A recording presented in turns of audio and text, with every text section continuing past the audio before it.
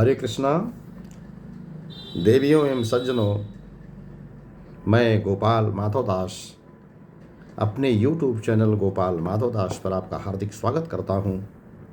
भगवान श्री कृष्ण से यह प्रार्थना करता हूँ कि आपके जीवन में सुख शांति और समृद्धि बनी रहे। आपके जीवन में दुर्घटनाओं का, आपके जीवन में समस्याओं का, आपके जीवन में प्रतिकूलताओं का कोई भी अंश न रहने पाए। इसी मंगल और पवित्र भावना के साथ अपनी बात को मैं आज कहना चाहता हूँ। आज का हमारा जो विषय वस्तु है, जो सब्जेक्ट मैटर है, वो ये है कि हमें अपने जो निर्धारित कार्य हमारे हैं, जो हमारे इस संसार में आने के पश्चात जो हमारा मनुष्य देह में रहने वाले मुझ आत्मा का जो कार्य है, उसे करने में कभी हमें प्रमाद नहीं करना चाहिए। अब प्रश्न उठेगा कि आत्मा का कार्य क्या है, जीव का कर्तव्य क्या है। तो एक साथ इसके दो कर्तव्य हैं। सांसारिक दृष्टि से अगर हम देखें तो हमें संसार में रहते हुए, इस मानव शरीर में रहते हुए, हमारे जो सांसारिक दायित्व हैं, परिवार का, समाज का, राष्ट्र का, स्वयं के प्रति जो दायित्व है, उसे हमें करने में कभी भी प्रमाद, कभी भी आलस्य, कभी भी मोहग्रस्त नहीं होना चाहिए। और यदि आध्यात्मिक दृष्टि से देखें, पारलौकिक दृष्टि से देखें, तो हमारा कार्य इस संसार में आने के पश्चात मनुष्य देह पा करके, जो सर्वश्रेष्ठ देह है, 84 लाख योनियों में मनुष्य देह से श्रेष्ठ कोई देह नहीं है।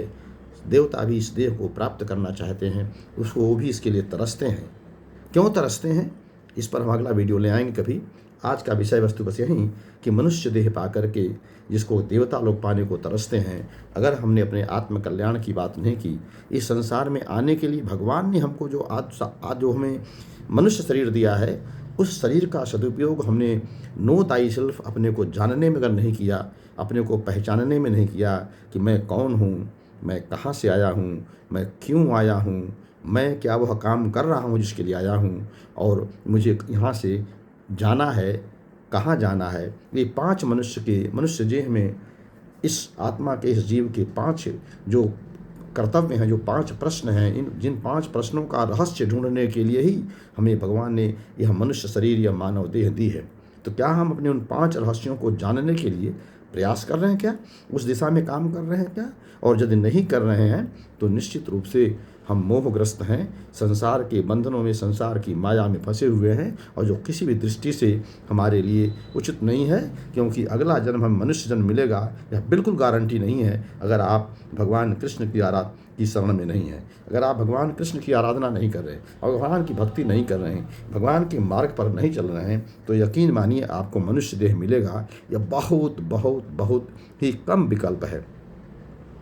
तो भगवान ने जो शरीर दिया है, जो समय दिया है, जो जीवन दिया है, इसका सदुपयोग करना और अपने आत्मोन्नति के लिए प्रयास करना ही मनुष्य देह का सबसे महत्वपूर्ण कार्य है। लेकिन इस संसार में आए हैं तो भगवान ने जो सांसारिक दायित्व हमको दिया है, उस सांसारिक दायित्व को भी कर्म फल की चिंता किए बिना मोहग्रस्त हुए, भगवान की संपत्ति मानकर, पिता माता, भाई बहन, परिवार, समाज, राष्ट्र, जो भी हमारा धर्म है, हम उस धर्म को संपूर्ण इस धरती को, संसार को भगवान की संपत्ति मानकर, और हमारे हिस्से में जो हिस्सेदारी दी गई है, पत्नी के रूप में, बच्चे के रूप में, समाज के रूप में, राष्ट्र के रूप में, जो हमें धर्म दिया गया कार्य करने के लिए, उसको भगवान का कार्य मान करके, बिना फल की इच्छा किए हुए, बिना मोहग्रस्त हुए हमें करना ही हमारा इस संसार में, व्यावहारिक जीवन में हमारा कर्तव्य है।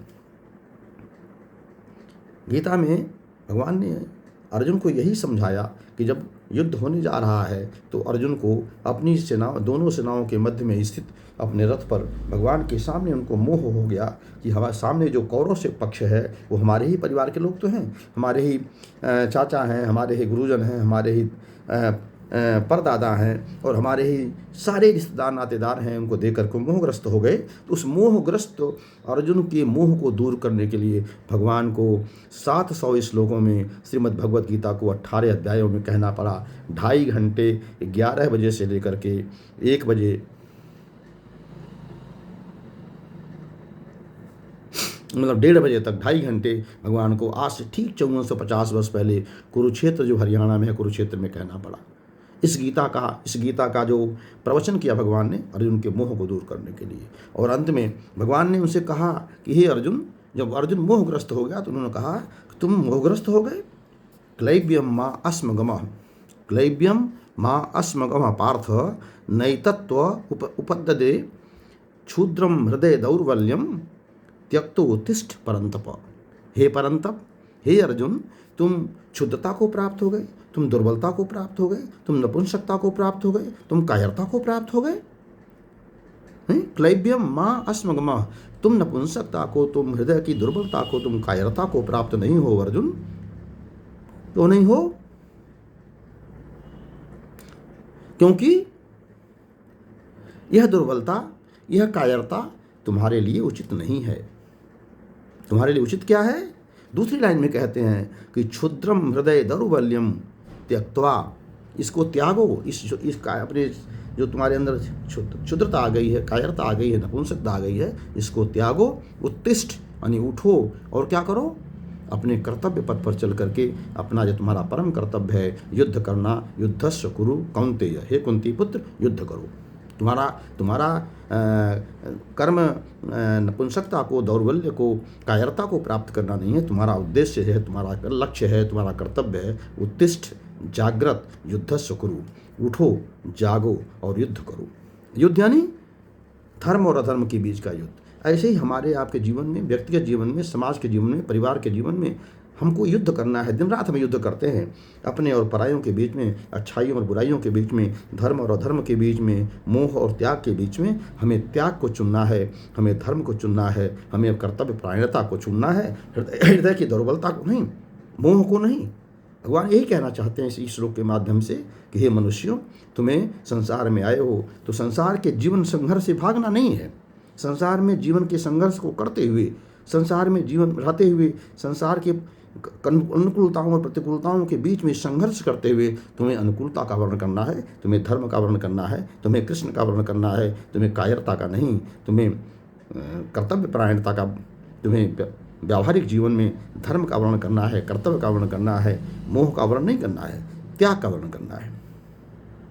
तो आज के वीडियो में बस इतना ही कि मानो मैं इस श्लोक के माध्यम से हम आपके लिए संदेश देना चाहते हैं, भगवान कृष्ण की उस गीता का संदेश अपने मुखारबिंद से। मेरा इसमें कुछ भी नहीं है, मेरा कोई ज्ञान नहीं है, मेरा कोई संदेश नहीं। भगवान के संदेश को हम संदेश वाहक एक पोस्टमैन बन करके आपके तक पहुँचाने की कोशिश कर रहा हूँ कि आप समाज में रहते हुए, घर में रहते हुए, परिवार में रहते हुए आप कभी भी प्रतिकूलताओं से नहीं डरिए,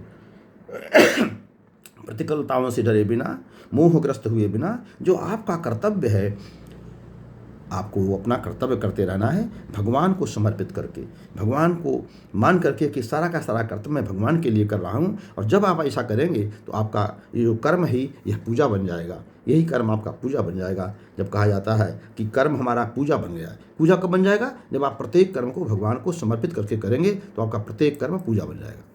आज की बात में बस इतनी ही। हमारी बात अगर आपको अच्छी लगी हो तो आपको अधिक से अधिक लोगों को शेयर करें, हमारे YouTube चैनल गोपाल माधव दास को सब्सक्राइब करें और अपने आशीर्वाद से इस दास को अभिसिंचित करें। हरे कृष्णा हरे कृष्णा हरे कृष्णा।